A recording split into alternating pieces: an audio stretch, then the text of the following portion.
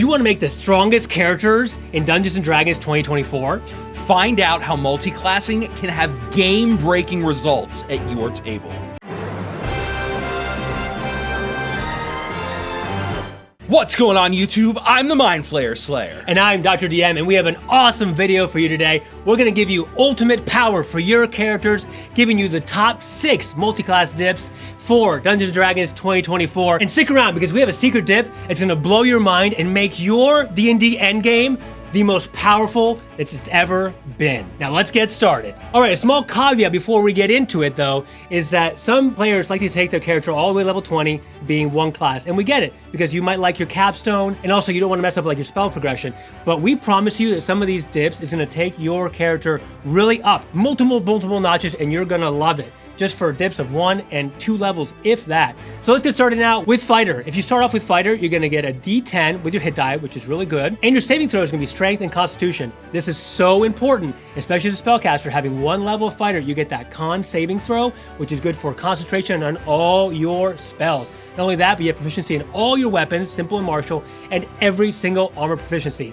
Amazing multi-class potential here. And at level 1, you have a fighting style. You have honed your martial prowess and gain a fighting style feat of your choice. Defense is an option, but whenever you gain a fighter level, you can replace that feat with a different fighting style. Getting this at level 1 is absolutely busted. At level 1, you also get second wind as a fighter. You have a linked well of physical and mental stamina that you can draw on. As a bonus action, you can use it to regain hit points equal to 1d10 plus your fighter level. You can use this feature twice, and you regain 1 expended use when you finish a short rest. This is so awesome. So good. Level 1 dip, you're already getting the heavy armor, the con saves. As a bonus action, now you just get 2 1d10 plus 1 heals you can use during combat or even out of combat. Plus right? all the weapons. Yeah, plus all the weapons. This is really awesome. And we're not even done yet. The fighting styles are great in themselves, right? Get the extra plus 1 AC, or really learn to master different weapons, get interception, right? To receive less damage when you use your reaction, if you don't have anything like that. And now, almost one of the best parts, weapon mastery at level 1.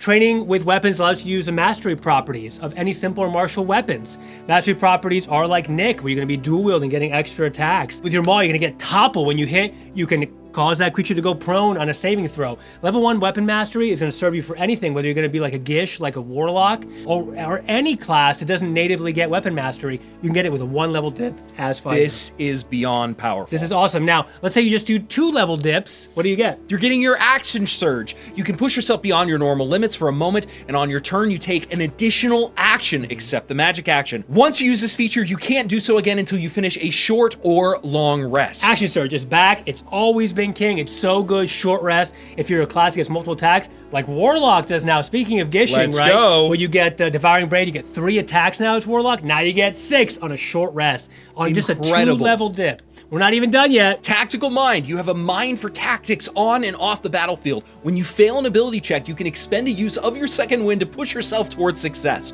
Rather than regaining hit points, you roll 1d10 and add it to the number rolled in the ability check, potentially turning it into a success. If the check still fails, this use of second wind isn't expended. So let me tell you why this is so cool, right? We thought 1 level dip, you get some extra hit points as a bonus action. It's really good. Up to 20, 22 hit points you can heal, even just taking 1 level of Fighter. But now, if you take Fighter higher level, right, you're going to find that second wind healing isn't scaling because you don't have a Fighter level to add to it if you're multi-classing. Instead now, you can just make that heal into making your ability checks increase by up to plus 10. Yeah. Depending on what you roll. So Tactical Mind is amazing. 1 or 2 level dip on Fighter. I think this is an S tier multi-class dip. What do you think? 100%. Incredible. It does not get more packed up at the front than the Fighter. In fact, if you look at the forums, some DMs are actually saying that level 1 dipping a Fighter is too powerful. So then you know it's good. It's really beyond belief. So if you are good with multi-classing at your table and you need that extra like power, right, at level 1, whether you're a spellcaster or want to go full Gish, for example, take Fighter at level 1, even level 2, if you want to get that little extra power juice. Amazing. Do it. Okay, the next multi-class dip is not going to surprise you, but it is Warlock. You do have a D8 hit points, a little less than Fighter. You do get Wisdom and Charisma as your saving throws. Not fantastic, but you don't have to take your dip at level 1. You can take that later at different levels too. Because what do you get? Let's talk about it. Level 1, Eldritch Invocations. You have unearthed Eldritch Invocations, pieces of forbidden knowledge that imbue you with an abiding magical ability or other lessons. You gain 1 invocation of your choice, such as a Pact of the Tome. Invocations are described in the Eldritch Invocation section in the Player's Handbook, or you can check them out in our previous video. So basically, you can be taking Pact of the Blade right away, and then if you get to a second level dip with the Warlock, you're already going to be getting 3 invocations. There are so many things to choose from added versatility, different spells that you can cast for free, increased ability to do multiple attacks. The Eldritch Invocations are absolutely busted beyond belief. And one of them gives you a free origin feat. So if you're a human and you're taking 1 level of Warlock as a dip, you're getting 3 origin feats, so that's a lot of power. And at level 1, you get your Pact magic. Through occult ceremony, you have formed a pact with a mysterious ally to gain your magical powers. The entity is a voice in the shadows, its identity unclear, but its boon to you is concrete, the ability to cast spells. You get cantrips. You get 2 cantrips of your choice. Eldritch Blast can give you a lot of mileage in this class, especially if you take the Invocation, Agonizing Blast, right? Eldritch Blast scales spectacularly, and if you go like Valor Bard, for example, where you get, or even Eldritch Knight, you can be popping out that cantrip along with your other attacks, and it's an incredible combo. It's so powerful. Warlock is so good early on. And your spells come back on a short rest. Even if you only get 1 or 2, you still have extra spellcasting you can get for like a dungeon crawl situation. So like I said, you get the extra invocations at level 2, but you can also use your magical cunning to perform an exoteric rite for 1 minute, and at the end of it, you regain the expended Pact magic spell slots, but no more than the number equal to half your maximum rounded up. So you're going to be getting some of your Pact spells back, plus you're going to be having those invocations. This is an incredible dip early on. Yeah, I do like it a lot. It'll probably mainly be taken for the Pact of the Blades. You get Yes. Charisma, so you don't have to go as many attributes. You can go kind of more single attribute dependent. I do like this. I'd probably put Warlock, especially because all the invocations, depending on how much you want to take. Now, there's one caveat in that if you go multi-class, right, you do Warlock with like a Sorcerer, it's not going to help scale your spell Correct. slots because Warlock spell slots are different. But still, I think this is a good A tier, at least for Eldritch Blast, Invocations, everything else. I think it's A tier. I also think that this is the kind of class that you want to multi-class into it as opposed to dip into it. Fully if that agree, makes sense. Fully agree. Awesome multi-class dip. Next up for your multi-class power is going to be Rogue. There's some really cool options here, and we're going to get right into it. If you start off as Rogue, you get Dex and Int. Dex is always a fantastic saving throw. You might want to think about starting with this class. Yeah, they only get simple martial weapons that have Finesse, which is still a lot of martial weapons, and they get that Dex saving throw really good because a lot of saves you make are Dex, especially damage-based. At level 1, you have your expertise. You gain expertise in 2 of your skill proficiencies of your choice. Sleight of hand, stealth, all of these things, getting extra opportunities for skill proficiencies is going to be very powerful in the long run for your game. And this scales because expertise is based on your proficiency bonus. You're just doubling it, right?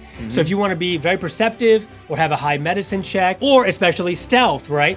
You're going to double that, and it's going to scale with you the whole game, and 2 skills as proficient. Yeah. It's like double proficiency. This is really great to have. You also get your sneak attack at level 1. You know how to strike subtly and exploit a foe's distractions. Once per turn, you can deal 1d6 extra damage to a creature you hit with an attack roll if you have advantage on the roll, and the attack uses a finesse or ranged weapon. You know what? This is, you think, oh, it's only 1d6, right? You can do it every turn. Sometimes you can do it on the enemy's turn as well, depending on how you set up your turns, or ready actions, or other abilities, or subclass abilities. And there's a lot of classes that sometimes just get an extra d6 die once per turn. A lot of subclasses has like a special bonus ability, right? So this goes a long way. It just stacks damage and damage and damage throughout your whole career. You also get your Thieves' Can at level 1, so you have that extra special language that you can speak with other thieves. This is not necessarily the most powerful part of the dip, but having an extra language can never hurt. That's true. You also get Weapon Mastery. For the Rogue, it has to be for light or finesse weapons. So still really good if you're going to be that kind of attacker. You get daggers or short bows, things like that. Weapon Mastery is always fantastic. With the Nick, with the Vex, it's really cool if you're dual wielding, right? If you have Vex and you hit one, your next attack will then be at advantage. So really cool level 1 Weapon Mastery. And at level 2, you're getting your Cunning action. So you can think quickly, and Agility allows you to move and act quickly. And on your turn, you can take one of the following actions as a bonus action. That would be Dash, Disengage, or Hide. I think this is great. I mean, maybe you don't want to go to level 2, but if you do, you now have a bonus action, which has like multi-utility. So much You become like a Swiss Army knife with just 2-level dips. So incredible. Rogue, I think it's a little more narrow. You have a little more like roleplay focus versus like damage in combat, for example. But I think a really, really good subclass. I'd put this between like B and A. Yeah, I would agree. Now, if you're a spellcaster, you may want to consider multiclassing Sorcerer. Sorcerer is really, really good now in 2024 Player's Handbook. I was always great in 2014, Yeah, it was. but even better now, and we'll see why. If you take it at level 1, you get Con saving throw. You gotta love it. If you're a spellcaster, you need that Constitution saving throw. Yeah. Very important. They only get simple weapons and no armor, but what they do have is Spellcasting. You can cast spells, and you have your cantrips. You're going to get 4 sorcerer cantrips of your choice at level 1. One of them is Sorcerer's Burst. Remember the cool, awesome exploding Yep. die. It's not the strongest, but it's really awesome and can be very potent depending on how you build it. In addition, whenever you're multiclassing, a non-warlock spellcasters together like Sorcerer and Wizard, whatever it's going to be, you are increasing your spell progression, so you're not losing out by doing this kind of multiclass. Which is huge. Absolutely is. Which is so huge. And also you get your Innate Sorcery. An event in your past left an indelible mark on you, infusing you with simmering magic. As a bonus action, you can unleash this magic for 1 minute, during which you gain the following benefits. The spell save DC of your sorcerer spells increases by 1, and you have advantage on the attack rolls of your sorcerer spells cast. And you can turn this on as a bonus action to your main attack, even if you're multiclassing, can then be a full spell. Your Innate Sorcery is going to be incredibly powerful. It's just it's some extra boons, some extra buffs. That advantage at level 1 is unheard of, and I am very excited to take this as a potential dip in the future. Yeah, and also think about it. Your cantrips always scale, so if you choose good sorcerer cantrips, and by the time you get to level 17, you're upping those dice, then you're going to have advantage on those attacks. So if you need something to hit, for sure, Innate Sorcery plus some cantrips to scale with you is a good dip to have.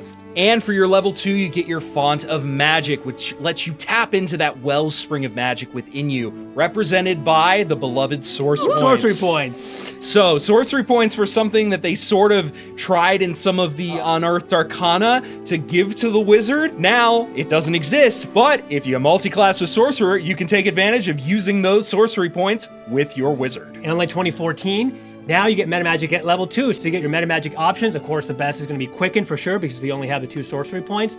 So you take 2 level dip, you're still progressing your spell casting, and you're getting some Quicken you can use like once a day with your wizard or other spellcaster, so or druid or bard, whatever it is. I think Sorcerer's a really good multi-class dip. You keep your spellcast progression. I guess it is more narrow because it's not applicable to all the classes. For example, fighter might be, but I'd still probably give this like a B for spellcasters. Yeah, I think it's a B. It's closer to bordering on a C if I'm being honest, but it's B minus, solid B minus. Agreed. Okay, this next one may surprise you. Ranger. Maybe you've heard that Ranger is not so good in the new 2024 Player's Handbook, but it's surprisingly strong. It has some awesome features at Tier 1 play and low levels 1 and 2 multi-class dips that we'll talk about.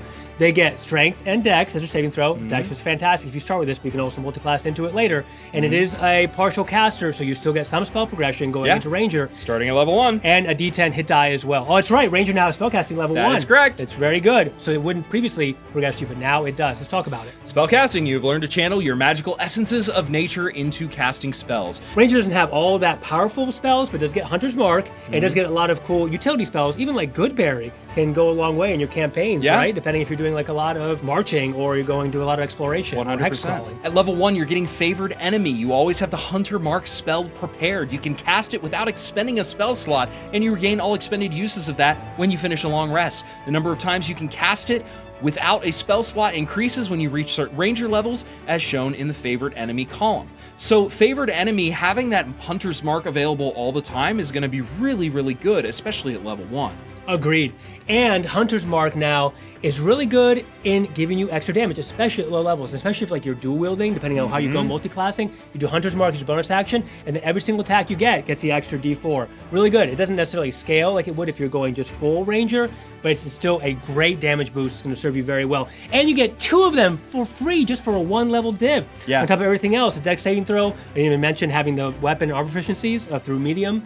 Really good. At level 1, you're also getting Weapon Mastery. Your training with weapons allows you to use the mastery properties of 2 kinds of weapons of your choice with which you have proficiency. This is really good. Weapon Mastery is awesome to have on classes that don't natively have it. So, and here at level 1 again, just like with Fighter and Dip with in Rogue, a little bit. Great level 1 dip. And at level 2, you're getting Deft Explorer. So if you keep dipping for an extra level, you're going to get Expertise, where you're going to get a skill proficiency with which you are lacking, and you're going to gain expertise in that skill. You're also going to pick up an extra language. So again, more of that flavor, more of that role play, but it's definitely great because guess what we have next at level 2 is that fighting style. Fighting style is back. Other classes get at level 1, ranger gets to level 2, an extra boon to have for a 2-level dip if you want to have some extra role play with the Depth Explorer, and some extra combat viability with the fighting style. So I don't know if I necessarily dip 2 levels in ranger. You don't lose too much, especially if you're going spellcaster as your main or something like that, but really it's probably like a martial multi-class dip. Yeah. But I'd see this probably being like a C or a B, depending on when you take it. Yeah, I think it's a solid C+. And finally, one of the OG multi-class classes is back, Paladin. I get the D10 hit die, you get wisdom and charisma, and of course, what's really good about just with fighter, you get all your weapon proficiencies and all your armor proficiencies through heavy armor and shield. So level 1 itself, yeah. So if you start as Paladin, which you may want to think about, you definitely want to get all those proficiencies. You're gonna get Lay on Hands at level 1. Your Blessed Touch can heal wounds. You have a pool of healing power that replenishes when you finish a long rest.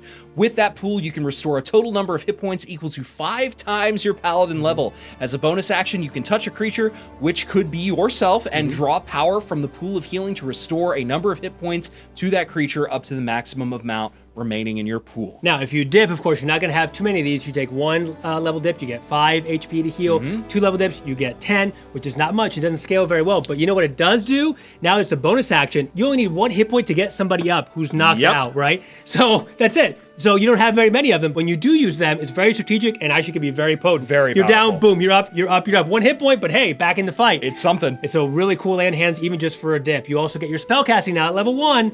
Of course, Paladin is a half caster, but at level 1, they do get Divine Smite now. You don't have to do a 2-level dip. You can get it at level 1. So really interesting option there if you want to weaponize that bonus action. It's not as strong as it used to be in 2014, right? You could just smite, and multi-class and do like a billion smites.